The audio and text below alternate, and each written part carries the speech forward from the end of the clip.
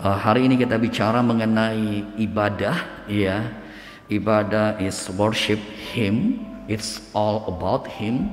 Dan biarlah kita juga boleh berinteraksi dengan Yesaya 6 ini, dan Yesaya 6 boleh memadu kita di dalam perenungan pada siang hari ini. Yesaya pasal 6 ayat 1 hingga ayat yang ke-13. Dalam tahun matinya Raja Uzia, aku melihat Tuhan duduk di atas tahta yang tinggi dan menjulang, dan ujung jubahnya memenuhi bait suci. Para serafim berdiri di sebelah atasnya, masing-masing mempunyai 6 sayap. 2 sayap dipakai untuk menutupi muka mereka, 2 sayap dipakai untuk menutupi kaki mereka, dan 2 sayap dipakai untuk melayang-layang. Dan mereka berseru seorang kepada seorang, katanya, Kudus, kuduslah Tuhan semesta alam, seluruh bumi penuh kemuliaannya. Maka bergoyanglah alas di ambang pintu disebabkan suara orang yang berseru itu, dan rumah itu pun penuh dengan asap. Lalu kataku, celakalah aku binasa, sebab aku ini seorang yang najis bibir, dan aku tinggal di tengah-tengah bangsa yang najis bibir. Namun mataku telah melihat sang raja, yaitu Tuhan, yakni Tuhan semesta alam.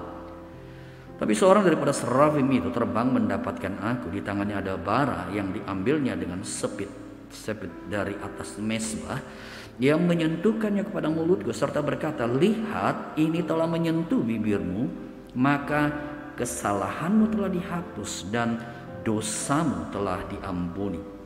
Lalu aku mendengar suara Tuhan berkata, siapakah yang akan kuutus dan siapakah yang mau pergi untuk aku? Maka sahutku, ini aku, utuslah aku.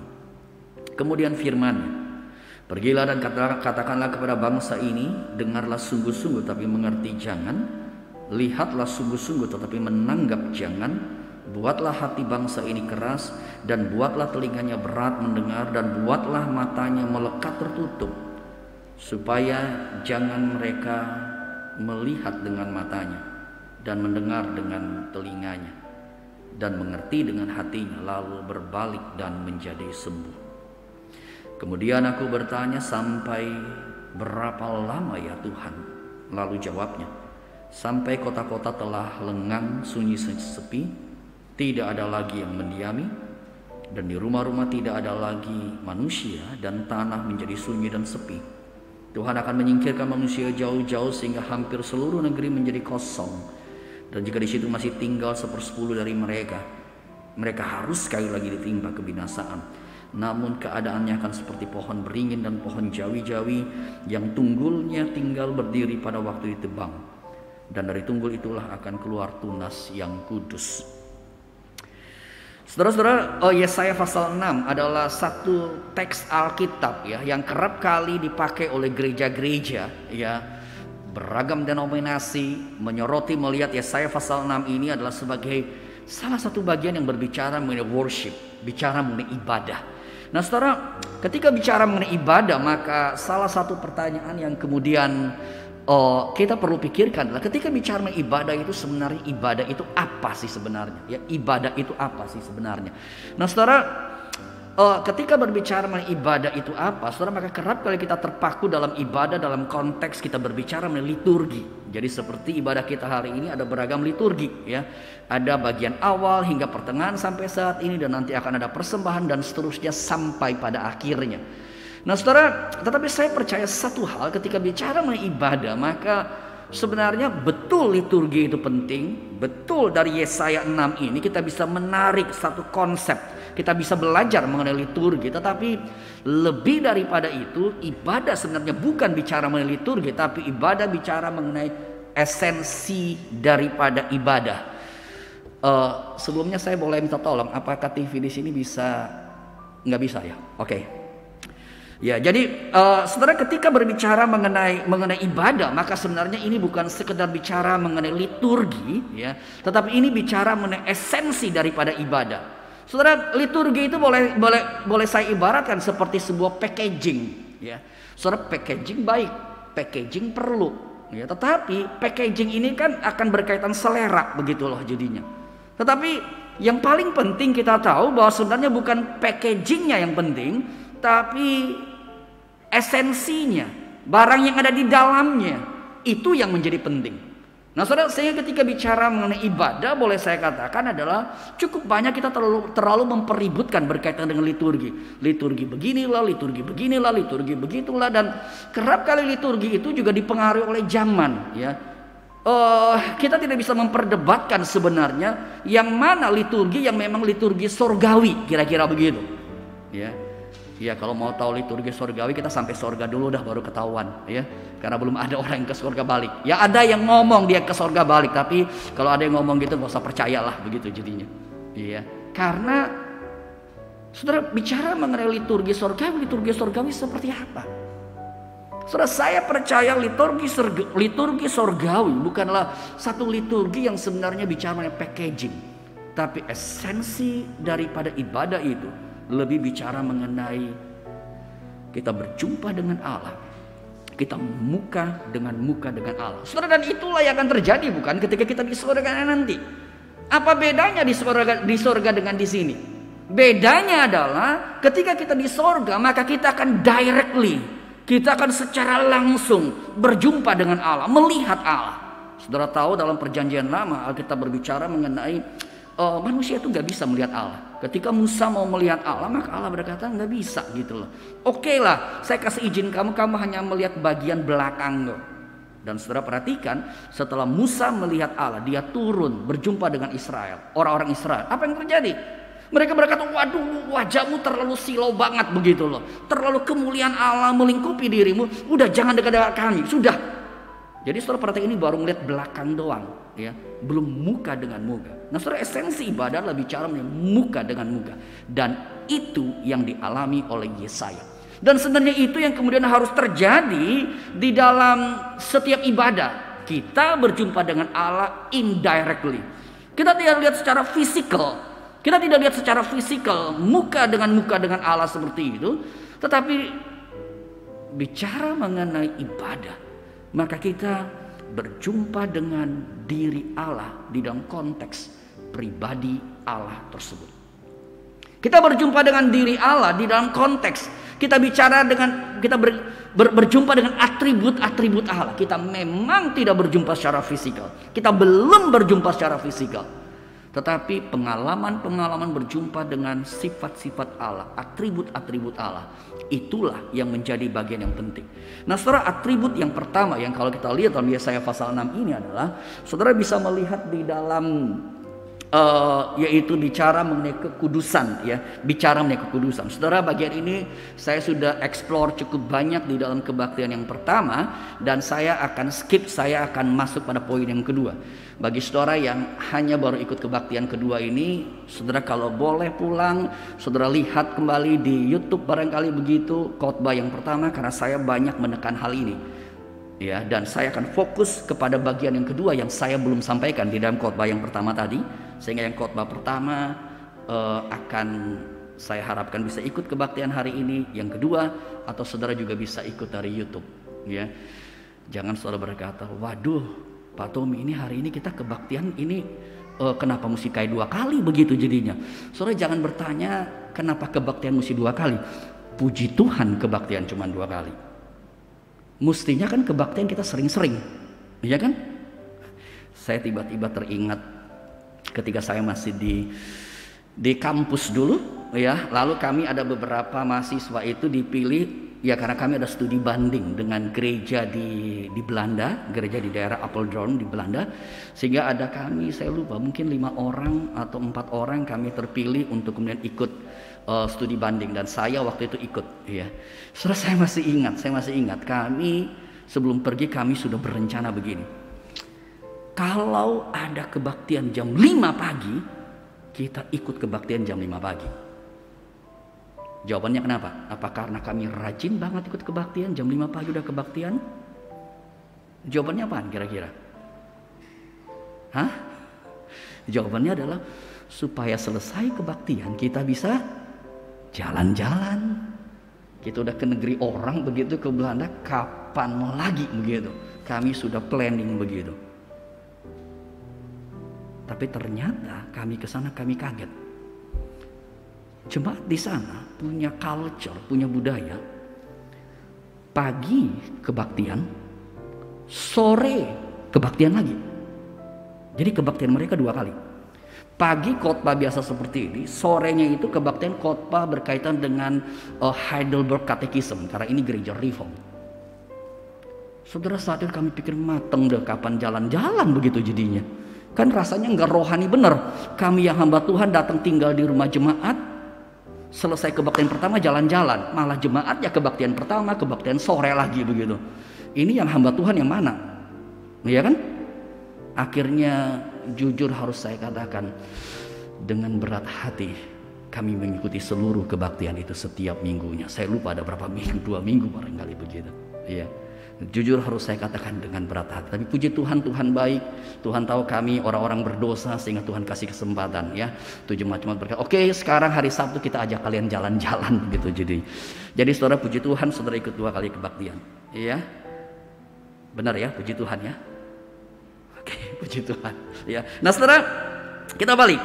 Jadi ketika bicara mengenai melihat Allah, saudara, maka yang poin pertama yang tadi saya sudah khotbahkan adalah bicara mengenai apa artinya ibadah. Arti ibadah adalah kita berjumpa dengan Allah, kita berjumpa dengan kekudusan Allah.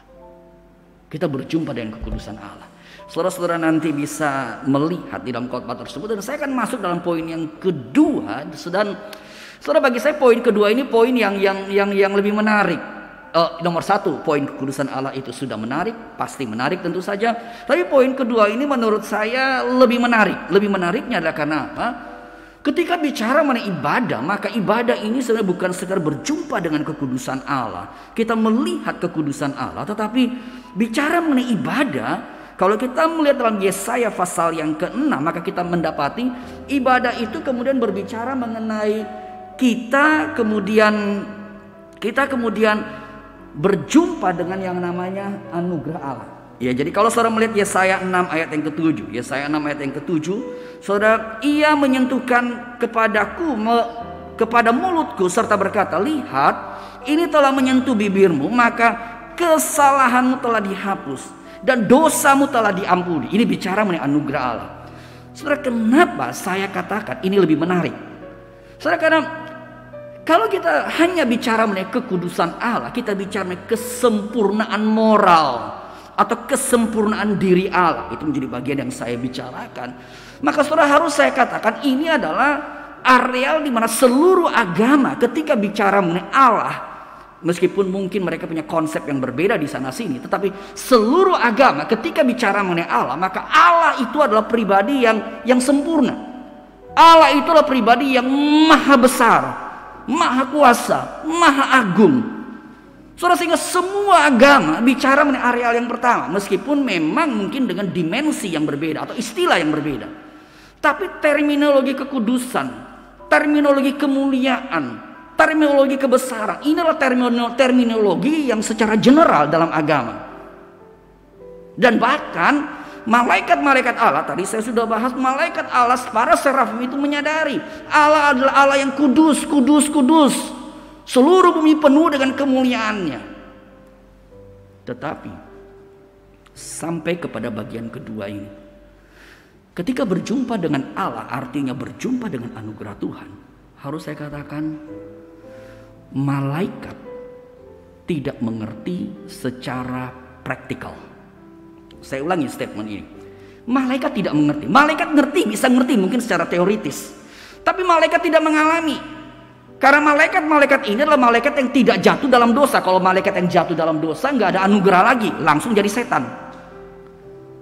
Tetapi bagian ini, ketika Yesaya berkata, cilakalah aku binasa, aku adalah orang yang najis bibir, bagaimana mungkin aku berjumpa dengan Allah? Maka malaikat para serafim ini diperintahkan oleh Allah kemudian mengambil sepit dari mesbah Allah itu, mesbah yang kudus itu, menyentuh kepada bibirnya Yesaya dan berkata, kesalahanmu telah dihapus, dosamu telah diampuni. Saudara, ini adalah berita yang malaikat nggak bisa ngerti. Dia tahu secara teoritis, tapi dia tidak mengalami secara praktis.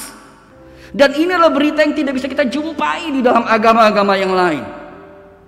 Agama Kristen adalah agama anugerah. Berita Injil adalah berita anugerah. Dan apa arti anugerah? Anugerah bicara mengenai dosa saya diberesin oleh Allah. Dosa saya diberesin oleh Kristus. Kita baru saja merayakan Jumat Agung.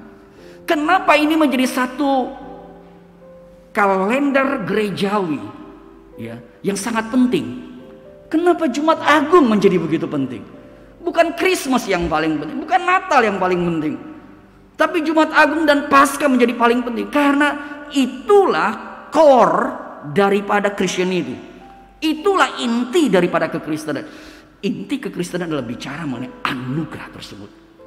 Nah saudara, ketika berjumpa dengan Allah, ketika bicara mengenai beribadah, ibadah adalah bicara mengenai sebuah realitas anugerah itu. Perjumpaan dengan Allah, Allah yang mengampuni kita, Allah yang menerima kita, Allah yang selalu buka tangan.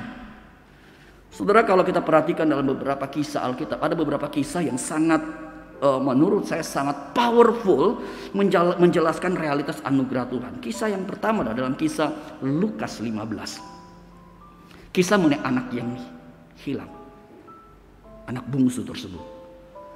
Dan kisah daripada kisah ibadah adalah kisah bicara mengenai anak bungsu yang sangat rusak itu. Dia pulang dan Allah membuka tangan. Saudara, dalam kisah Lukas 15 yang menarik adalah ada kisah mengenai bapa, ada kisah mengenai anak bungsu, dan ada kisah mengenai anak sulung. Dan saudara, di dalam kisah ini kita mendapati anak sulung itu tidak mau terima begitu loh. Ini anak kurang ajar kayak begini, kenapa mesti diterima? Ini anak rusak kayak begini, kenapa mesti diterima? Kenapa mesti dibuat pesta? Saudara, dan saya rasa semua kita pada umumnya manusia, kita akan berada pada posisi anak sulung. Kenapa anak udah kurang ajar gini harus terima? Kenapa harus terima? Saudara, ibadah bicara mengenai kisah anak bungsu yang diterima kembali. Dan saudara dan saya harus menempatkan diri menjadi anak bungsu. Saudara perhatikan di dalam Lukas 15. Anak bungsu itu ketika berhadapan dengan dia harus makan makanan daripada babi tersebut, dia cuma pikir, aduh, ini pekerja di papa gua hidup lebih enak dari gua, kenapa saya seperti ini? Lalu dia mulai bergumul, dia mulai sadar dosa-dosa dan dia berkata, saya sudah berdosa terhadap Bapa dan terhadap Allah, saya tidak layak sama sekali. Dia pulang dengan satu kesadaran, cukup menjadi salah satu budak, salah satu hamba daripada bapaknya. Anak bungsu tidak pulang untuk mengklaim status sebagai anak. Tidak. Dia pulang untuk berkata, sudahlah, ketimbang gua jadi pekerja di situ, mendingan gua pekerja di rumah Bapak. Pekerja rumah Bapak lebih baik. Sehingga dia pulang dengan kesadaran, nggak akan diterima, cukup jadi budak. Tapi disitulah esensi kisah Injil. Serusak-rusaknya engkau, serusak-rusaknya saya, Bapa adalah Bapa yang menerima. Sehingga ketika Bapa itu menerima, disitulah realitas ibadah dalam pengertian kita mengalami anugerah Allah. Itu menjadi satu kekuatan tersendiri. Kisah yang lain mungkin kita boleh gambarkan adalah kisah seperti dalam Yohanes 21. Ketika kita tahu Petrus menyangkal Yesus 3 kali. Kita tahu Petrus sudah diingatkan Yesus, sebelum ayam berkokok engkau akan menyangkal aku. Tapi Petrus dengan begitu sombongnya berkata, enggak, no, saya bukan tipe orang begitu Tuhan. Saya bukan tipe orang begitu. Saya pasti akan setia. Murid-murid lain akan meninggalkan engkau, tapi saya no. Tapi Petrus yang sama pada malam itu dia berjumpa dengan kenyataan. Dia dengan sesungguh-sungguhnya sadar dia menyangkal Yesus. Dia menyangkal Yesus 3 kali dan berkokoklah ayam tersebut. Saudara, mestinya setiap kita ya, apalagi saudara di Balikpapan ya, saya nggak tahu, mestinya kan bisa lebih sering dengar ayam berkokok, ya kan? Ayam berkokok itu harus membuat kita bertobat. Bukan ayam berkokok untuk dipotongin tuh ayam, dimakan tuh ayam. Ayam berkokok itu yang harus kita orang Kristen dengar adalah, gua menyangkal Yesus, udah bertobat belum ya? Ayam berkokok itu tanda pertobatan. Itulah ada gereja-gereja ayam berkokok. Saudara pernah lihat ya, Ada gereja simbolnya ada ayam berkokok di atasnya begitu. Karena itulah esensi daripada Injil. Saudara, dan di dalam Yohanes 21 ketika Yesus menampakkan diri di Danau Tiberias, saudara, disinilah kekuatan kisah Injil yang sangat luar biasa. Kalau saudara jadi Yesus nih, ya, kita ketemu si Petrus, udah menyangkal, ketemu Petrus, kita kira-kira ngomong apa? Petrus, gue udah bilangin lu kan, udah bilangin ngeyel aja lu. Sekarang udah keton baru lu kapok lu begitu. Gitu kan kira-kira ngomongan kita? Iya kan? Yang saudara baca dalam Alkitab, Yesus ngomong apa? Petrus, apakah engkau mengasihi aku, Petrus? Gembalakanlah domba-dombaku. 3 kali Petrus, Yesus bertanya seperti itu. Dan saudara perhatikan, Yesus tidak ungkit-ungkit kegagalan Petrus, tapi Petrus yang sadar sendiri. Yesus hanya bertanya, Petrus, do you love me?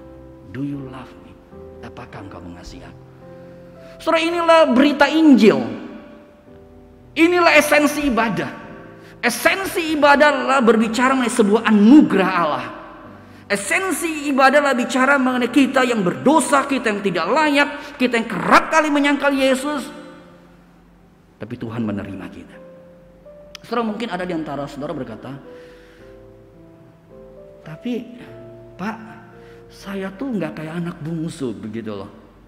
Saya nggak kayak anak bungsu. Musa, saya nggak kayak Petrus. Petrus memang kelewatan sih begitu. Saudara jangan buru-buru. Saudara berkata saudara bukan Petrus, saudara bukan anak bungsu. Dan inilah bahaya daripada anak sulung. Orang yang kelihatannya baik. Kelihatannya baik. Saudara, saya cuma mau berkata, engkau yang rasa berpikir cukup baik, coba ngaca dengan benar. Ngaca dengan benar. Mungkinkah kita bisa menyembunyikan sesuatu daripada Tuhan? Uji pikiranmu, uji perasaanmu, uji tutur katamu, uji rencana-rencana, uji tingkah lakumu. Saudara, banyak di antara kita betul kelihatan baik, tapi kalau kita kemudian jujur, berapa banyak di antara kita punya pikiran-pikiran yang tidak benar? Berapa di antara kita punya emosi-emosi perasaan yang tidak benar? Berapa banyak di antara kita punya tendensi-tendensi yang gak baik? Berapa banyak? Saudara, dan inilah kemudian berbicara mengenai ibadah. Ibadah bicara mengenai moment of grace. Saudara dan saya adalah orang-orang yang berdosa, dan kita diundang kembali oleh Tuhan. Kita diundang semeja perjamuan dengan Dia. Saudara, kalau kita mengadakan pesta, kita akan ada list siapa yang diundang, bukan? Dan siapa yang akan kita undang? Orang-orang yang kita respect. Orang-orang yang temanan dengan kita.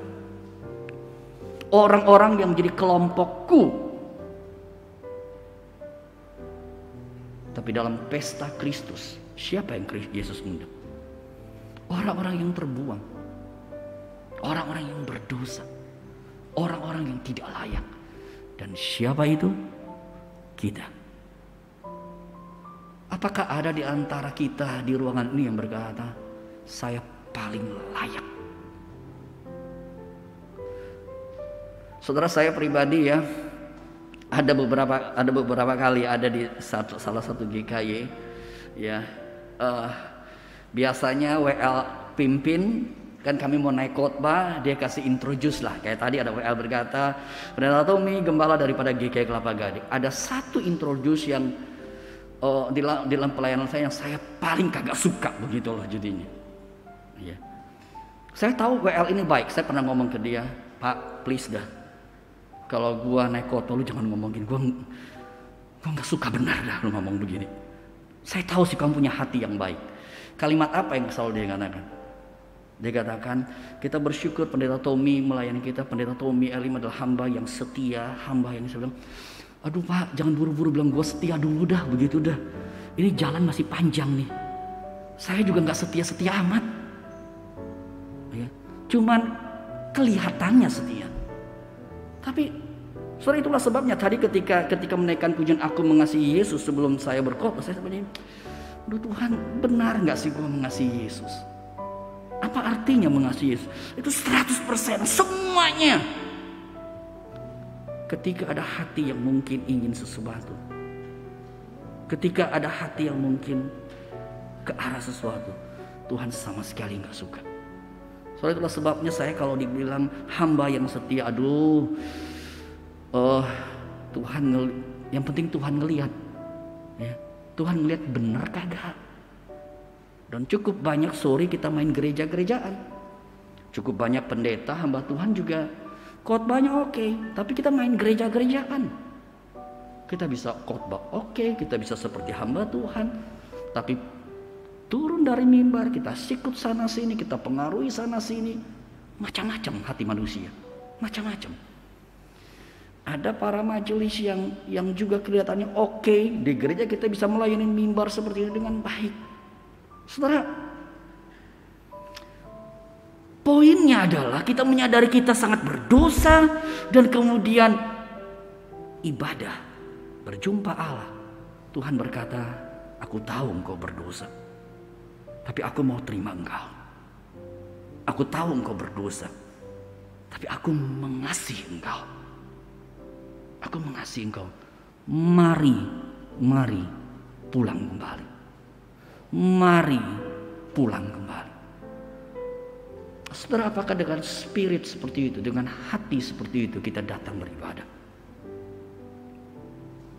Saudara, datang beribadah bukan kita datang membawa sesuatu. Bahkan ketika kita membawa persembahan, jangan berpikir kita memberi persembahan. Betul, fenomenanya kita beri persembahan, tapi persembahan ini hanya sebuah konsekuensi. Karena kita berjumpa dengan anugerah Tuhan, maka kita akan memberikan persembahan, memberikan diri kita. Itu yang nanti kita akan lihat kemudian. Tetapi ketika berbicara mengenai ibadah, kalau kita menyadari ibadah adalah satu moment of grace, momen anugerah Allah, saudara, maka ibadah ini akan membuat kita datang dengan satu hati yang berbeda, dengan satu sikap yang berbeda, dengan satu attitude yang berbeda, dengan satu diri yang berbeda. Tuhan, aku tidak layak, tapi Tuhan beranugerah kepadaku. Saudara, dan disitulah sebenarnya kita melihat ibadah iman Kristen berbeda dengan agama lain. Agama lain beribadah tidak? Ibadah. Mereka mungkin ada sholat Jumat misalnya. Mereka mungkin ada kebaikan sembahyang di kelenteng barangkali, di vihara barangkali. Semua ibadah. Tapi apa yang membedakan ibadah kita?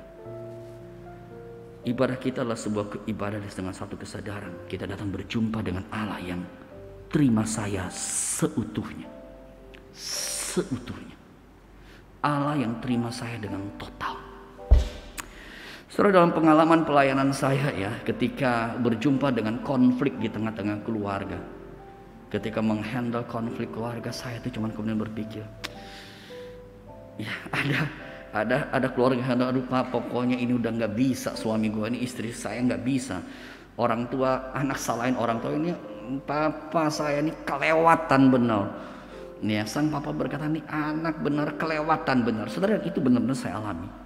Saudara, dan saya cuma berpikir gini, gila ya manusia ya, luka itu begitu dalam, membuat kita tidak bisa mengampuni, apalagi menerima. Padahal kalau kita pikirkan, seberapa dalam luka Allah, seberapa dalam luka Tuhan yang engkau dan saya perempuan.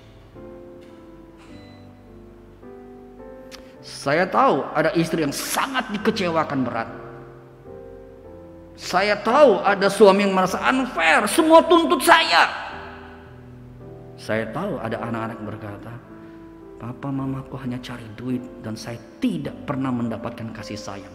Bahkan mereka hanya berantem dan saya hanya mewariskan emosi-emosi yang negatif.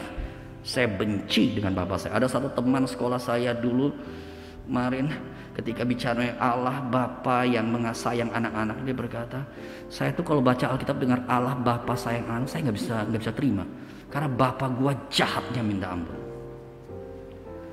Saudara, saya cuma mau berkata, seberapapun luka yang kau hadapi, pernahkah engkau pikirkan seberapa dalam luka Allah yang engkau perbuat? Kita setiap minggu ngaku dosa seperti ini. Kadang-kala kita berpikir ngaku dosa, minggu depan datang ngaku dosa lagi. Minggu depan datang ngaku dosa lagi, begitu. Ya, dan itu benar, liturgi yang benar, karena kita berdosa lagi, begitu. Dan kadang-kala coba saudara pikir, dosa yang kita akuin, kalau kita akuin, ya, dosanya kira-kira setiap minggu beda nggak? Atau bolak-balik dosa itu aja, bolak-balik itu aja. Saudara, saya tidak tahu, ya. Tapi saya pribadi saya mendapati kerap kali dosa bolak-balik itu aja. Nggak side A, side B, nggak side A, side B, nggak pernah ganti kaset, ya, nggak ganti CD lah sekarang. Oh, sekarang juga nggak ganti channel lah begitu jadinya, ya, enggak gitu loh. Tetapi dalam dosa begitu rupa Tuhan berkata, aku membuka tangan, aku menerima engkau. Saudara, itulah artinya ibadah. Saudara, dan kalau kita sungguh memahami ibadah melihat Allah berarti melihat, berjumpa dengan anugerah Tuhan, melihat Allah, berjumpa dengan kasih Tuhan, saudara, maka ini punya dampak yang luar biasa. Ini punya dampak yang luar biasa. Saya akan mengajak kita melihat dua dampak yang tercatat dalam Yesaya pasal 6 ini. Saudara, yang pertama adalah kalau saudara perhatikan, dampak yang pertama adalah ketika Yesus berkata, siapakah yang mau pergi untuk aku?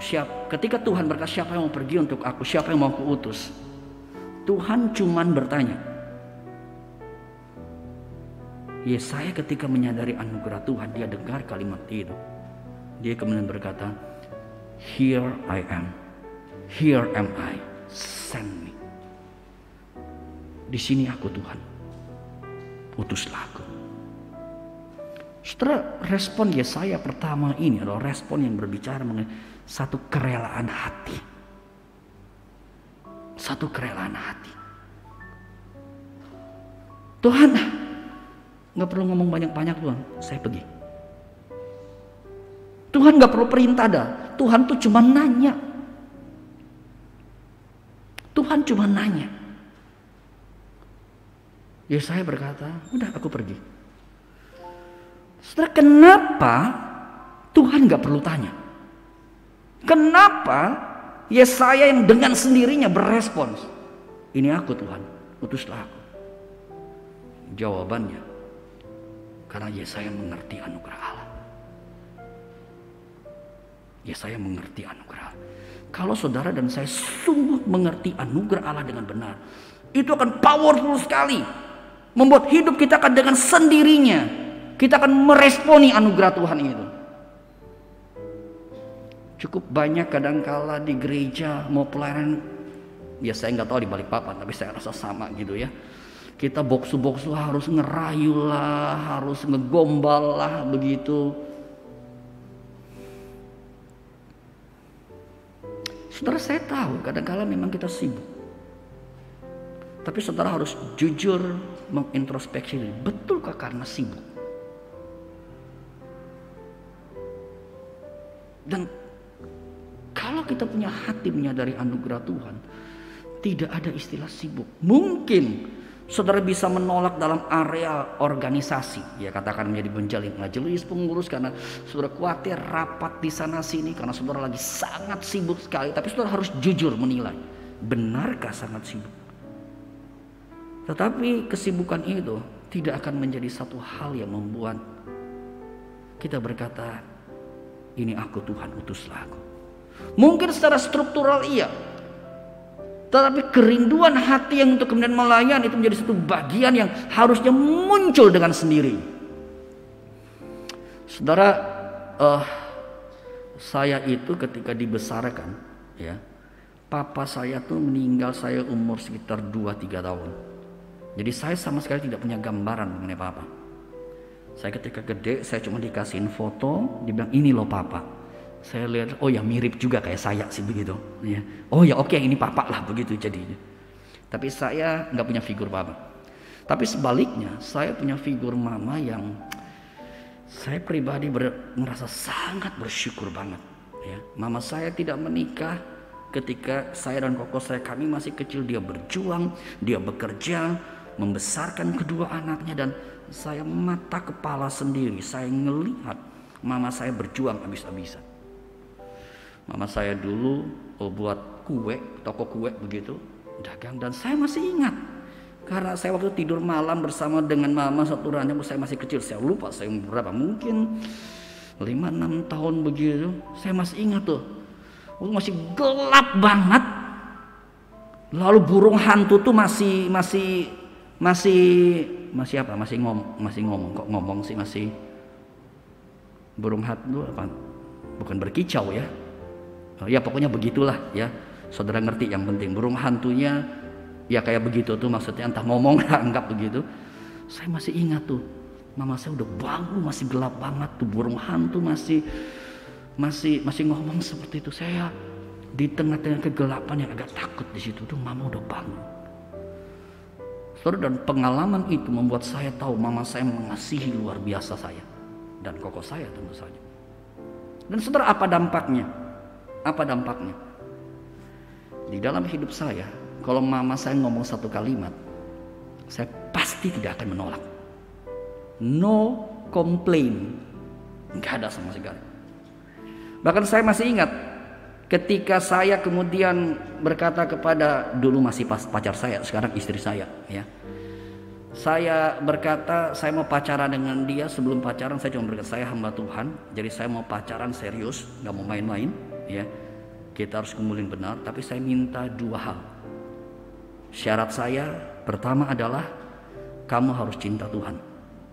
Kedua, lu harus mengasihi mama saya. Itu no option. Setelah ngomong kedua saya sadar, loh kok gue nggak ada kebagian gitu. Oh saya tambahin ketiga ya, lu mencintai saya juga ya. Kalau nggak mencintai saya kan repot juga begitulah jadinya. Saudara, kenapa saya sampai begini? Jawabannya, karena saya tahu cinta daripada mama saya. Orang yang mengerti cinta seseorang dengan begitu dalam akan membuat orang itu berespons dengan benar. Ketika kita berkata aku mengasihi engkau Yesus, kalimat ini hanya betul bisa terjadi kalau dalam hidup kita menyadari anugerah Tuhan yang begitu besar. Dan itulah yang membuat kemudian saya berkata, ini aku Tuhan, utuslah aku. Ini aku Tuhan, utuslah aku. Saudara, saya teringat lagi ketika saya sekolah selesai SMA, saya itu sebenarnya berencana untuk mengambil jurusan teknik kimia ya, karena saya memang orang IPA ya. Jadi saya demen kimia, fisika dan sebagainya. Ya tapi karena saya berdua, koko saya persis saya lulus, dia baru lulus kuliah ya, dia juga ngambil teknik kimia begitu. Sehingga saya nggak bisa kuliah ya. Saya harus kerja setahun dulu, koko saya berkata tunggu sebentar, dia kerja dulu baru dia akan membiayai saya. Nah selama saya 1 tahun itu saya mendapatkan panggilan Tuhan menjadi hamba Tuhan. Saudara, dan jujur saya waktu itu kagak mau jadi hamba Tuhan. Kenapa? Loh Tuhan, hamba Tuhan kayaknya masa depan suram dah Tuhan. Tuhan kayaknya gue gak bodoh-bodoh amat dah ya.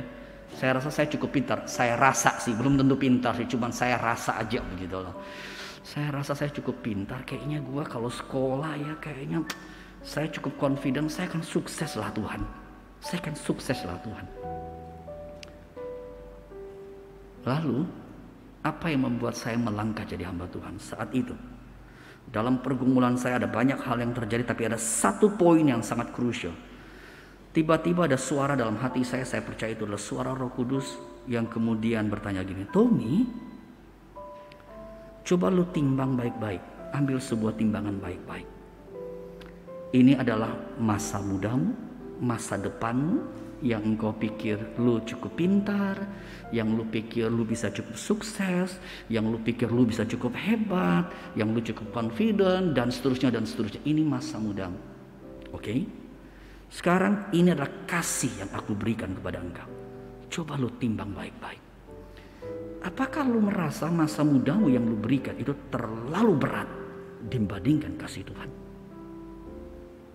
Karena kenapa saya nggak menjadi hamba Tuhan? Tuhan, ini masih sayang masa mudaku. Ini masih sayang masa depanku. Masa depan itu punya mimpi, punya luar biasa di situ. Dan Roh Kudus itu bertanya dalam Tommy, lu timbang baik-baik. Apakah masa mudamu lebih berat daripada kasih? Soalnya ketika kalimat itu muncul, saya kaget satu hal. Duh Tuhan, gila benar. Timbangan saya ngaco selama ini. Saya kasih semua hidup saya dibandingkan cinta Tuhan. Tuhan terlalu berat. Sedikit seimbang aja kagak. Tuhan, engkau terlalu mengasihi saya. Engkau menyelamatkan saya. Engkau terlalu berat. Lalu ini saya terlalu gak ada apa-apanya. Hanya karena pemikiran ini. Selesai. The end of discussion. Selesai. Saya langsung ngelamar sekolah teologi. Selesai. Saya tinggal tulis surat, kasih mama saya, kasih koko saya. Udah, gua gak jadi sekolah kimia lagi. Saya mau jadi hamba Tuhan. Mama saya, koko saya yang bingung. Mama saya nangis. Lu bener, lu frustasi enggak? Lu jangan-jangan karena nggak dapat sekolah nih, lu frustasi barangkali. Jangan, lu jadi hamba Tuhan nggak boleh karena frustasi. Lalu saya berkata, enggak, jelas sudah. Ya, dan puji Tuhan, penyerahan diri sampai sekarang mungkin sudah ada berapa puluh tahun ya, hampir 30 tahun barangkali, dan atas anugerah Tuhan. Dan apa yang jadi turning point-nya? Jawabannya karena saya mengerti anugerah Tuhan. Kalau saudara mengerti anugerah Tuhan, saudara nggak akan bisa berpikir saya nggak punya waktu untuk Tuhan. Kalau saudara mengerti anugerah Tuhan, saudara nggak bisa berpikir masa mudaku lebih berharga Tuhan, masa pacaranku lebih berharga Tuhan, karirku lebih berharga Tuhan. Saya tidak berkata semua ini tidak penting, tidak. Tapi saya berkata kalau engkau mengerti anugerah Tuhan, semua itu menjadi nomor 2, nomor 3. Berapa banyak Tuhan yang menjadi nomor 2 karena pacarmu? Berapa banyak Tuhan menjadi nomor 2 karena sekolahmu? Cukup banyak, apalagi sekarang udah kebaktiannya by YouTube. Boksu nggak apa-apa ya, sorry ya, saya lagi ada ujian, lagi penting nih. Nanti kebaktian loncat aja ke hari Senin. Ya. Kita nggak punya sense akan mengerti akan ibadah, akan Tuhan yang nomor 1. Ini bukan masalah sebagai Tuhan kan tahu hati. Ya Tuhan tahu hati, tapi hatimu menunjukkan lu nomor 2 kan Tuhan. Lu tidak mengerti anugerah Tuhan. Saudara, sekali lagi jangan salah mengerti. Saya bukan berkata karirmu, kesuksesanmu, keluargamu, studimu, pekerjaanmu, pacarmu itu bukan penting. Bukan itu. Tapi saya mau berkata, kalau kita mengerti anugerah Tuhan, maka Yesus segala-galanya. Kalau kita mengerti cinta Tuhan, maka Yesus segala-galanya. Segala-galanya.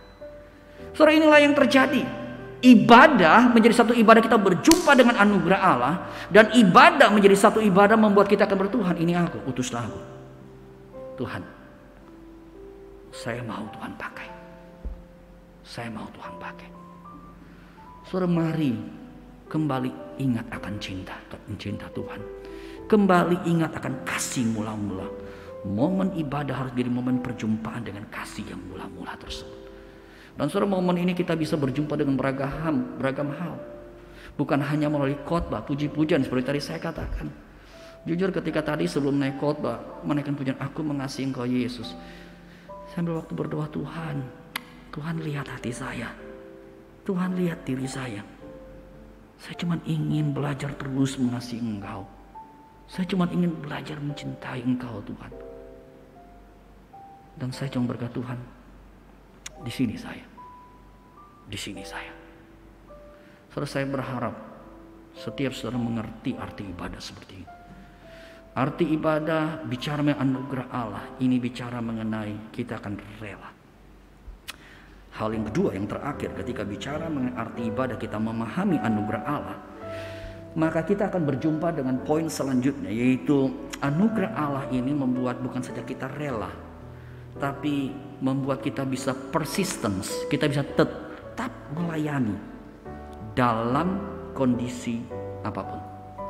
Saudara, kalau saudara melihat ya, kalau saudara melihat di dalam Yesaya pasal 6, Yesaya kan udah berkata, ini aku Tuhan, utuslah aku. Oke?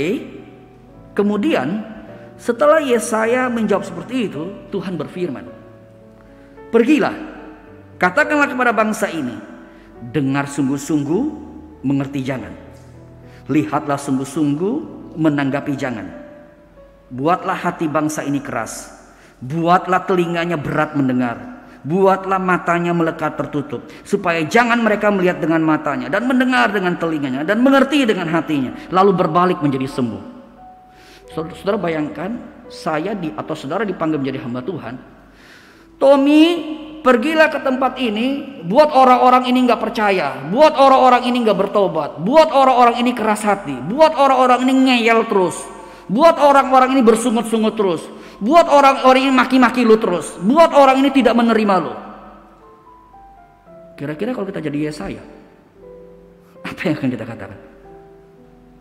Tuhan, yang benar dong, kalau Tuhan utus buka jalan, iya kan? Iya enggak? Kalau Tuhan utus, laut mati itu harus terbuka. Saudara, Yesaya berada pada zaman pelayanan yang sangat sulit. Apa yang menjadi kekuatan kita melayani dalam masa yang paling amat sangat sulit? Jawabannya, anugerah Tuhan. Jawabannya, cinta Tuhan. Saudara, dan kalau saudara perhatikan, setelah Yesaya mendengar kalimat itu, apa respon Yesaya? Ayat 11, Yesaya berkata, kemudian aku bertanya, sampai berapa lama ya Tuhan? Itu kalimat Yesaya. Sampai berapa lama ya Tuhan? Saudara, bagi saya ini kalimat yang, Tuhan ini mau sampai kapan melayani jemaat kayak begini? Mau sampai kapan? Jawaban Tuhan, saudara perhatikan. Sampai kota-kota telah lengang sunyi sepi, tidak ada lagi yang mendiami, dan di rumah-rumah tidak ada lagi manusia, dan tanah menjadi sunyi dan sepi, Tuhan akan menyingkirkan manusia jauh-jauh sehingga hampir seluruh negeri menjadi kosong. Dan jika di situ masih tinggal 1/10 dari mereka harus sekali lagi ditimpa kebinasaan. Namun keadaannya akan seperti pohon beringin dan pohon jayu-jayu yang tunggulnya tinggal berdiri pada waktu ditebang, dan dari tunggul itulah akan keluar tunas yang kudus. Perhatikan di sini. Sampai berapa lama? Sampai kapan? Tuhan berkata, sampai semua mereka habis. Masih ada 1/10 tersisa, itu juga akan habis lagi. Saudara, kalau saudara dan saya menjadi Yesaya, melayani seperti ini frustasi enggak? Hah? Melayani seperti ini masih mau melayani enggak? Atau udah caw aja dari gereja, pindah aja, tinggalin aja?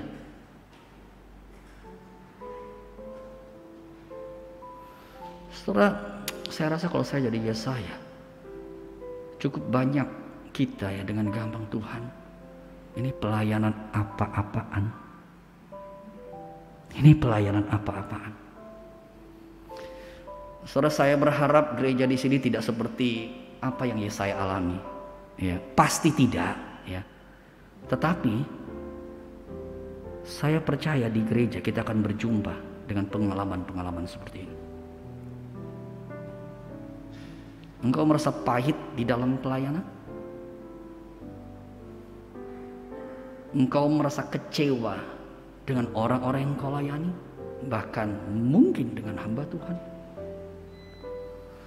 Engkau merasa, aduh, gereja kayak gini kacau benar, bawa pindah aja. Saudara mau pindah gereja manapun pasti akan kacau. Percaya deh, percaya. Ya, kacaunya ada relatif lah ya, kacau skala mana ya, ada skalanya ya. Tetapi kekacauan menjadi bagian daripada hidup pelayanan. Saya ulangi statement ini. Kekacauan menjadi bagian daripada hidup pelayanan. Tetapi, apakah karena kekacauan begitu kita meninggalkan Tuhan, kita meninggalkan gereja? Setiap minggu kita beribadah, kita harus berjumpa dengan anugerah Tuhan. Anugerah Tuhan itu yang memampukan kita melangkah. Saudara, jujur ya, kadang-kala saya berkata dengan jemaat, aduh, gua nih kalau ikut hati aja ya, ikut hati, ikut isi hati, gua udah dari dulu gak jadi hamba Tuhan, gua tinggalin jadi hamba Tuhan. Kenapa? Aduh, kadang-kala ya jemaat ya, kita udah mulai masih begini, masih begitu, masih begini. Ya karena memang ya kita harus memuaskan banyak jemaat ya. Satu sisi saya berkata oke, kalau itu yang benar kita harus terima. Tapi sorry, kadangkala ada hal-hal yang too much gitu loh, terlalu banyak benar, kelewatan benar gitu. Saudara, tetapi apa yang membuat saya bertahan? Jawabannya cuma satu, cinta Tuhan. Cinta Tuhan.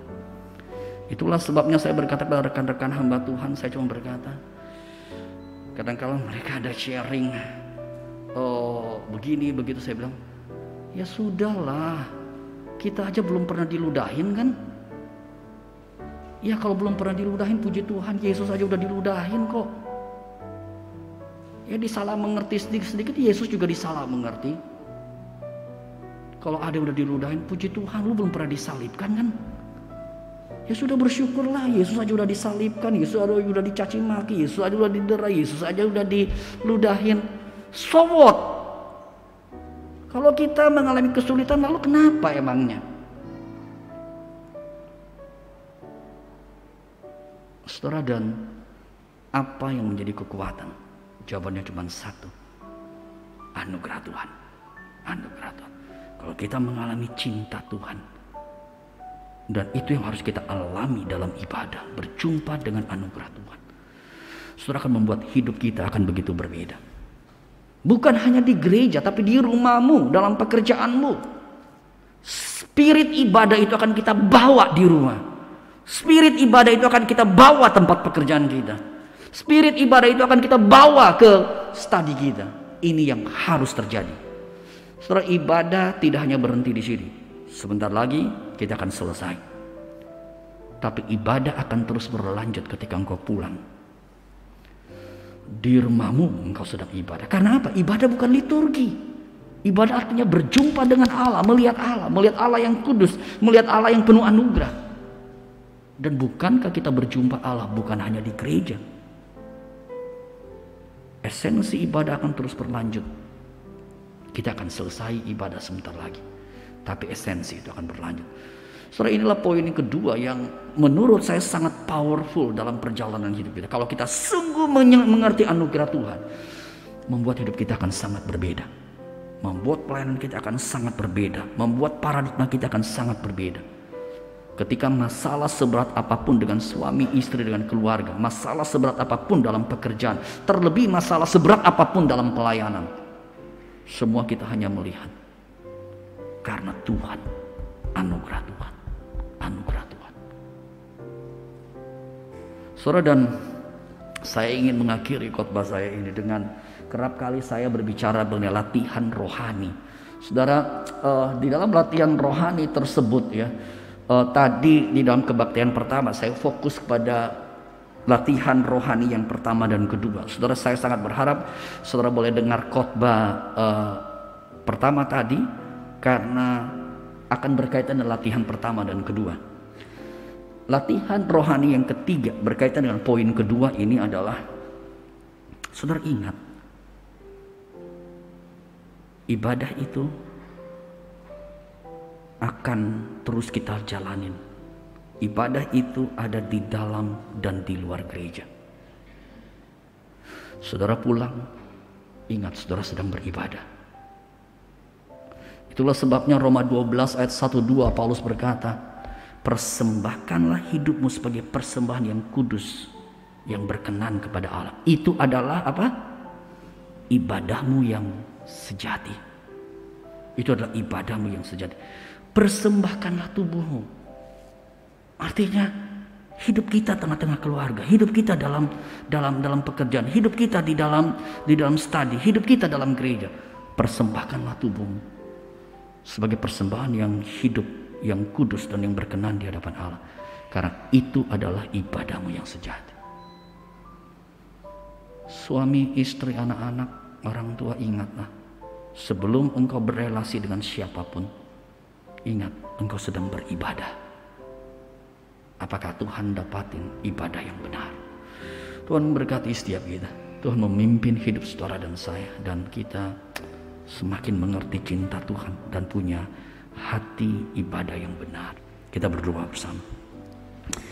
Tuhan, hamba berdoa Engkau berkati setiap kami, sehingga setiap kami mengerti, mengalami anugerah Tuhan. Sehingga anugerah Tuhan itu membuat ibadah kami tidak berhenti di gereja, tapi anugerah Tuhan itu membuat aspek hidup kami semuanya menjadi satu ibadah. Hamba sungguh berdoa, pimpin hidup kami. Hamba sungguh berdoa, tuntun hidup kami. Dengar doa kami ya Tuhan. Hanya di dalam nama Tuhan Yesus kami berdoa. Amin.